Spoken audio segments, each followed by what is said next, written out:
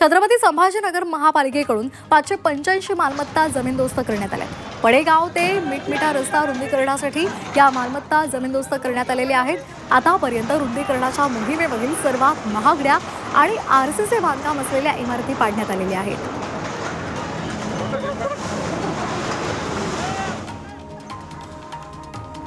छत्रपती संभाजीनगरमध्ये महापालिका स्वच्छता अपनाव बीमारी भगाव ही मोहीम सध्या राबवली जाणार आहे। या मोहिमेमध्ये रस्त्यावर कचरा टाकणाऱ्यांवर, प्लास्टिक बॅग विक्रेत्यांवर कारवाई करण्यात येणार आहे।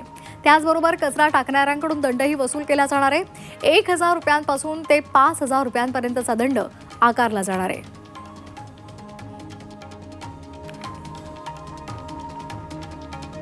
छत्रपती संभाजीनगरमध्ये जुगाराच्या अड्ड्यावर पोलिसांनी छापा टाकला। यावेळी 23 जणांना अटक करण्यात आली आहे।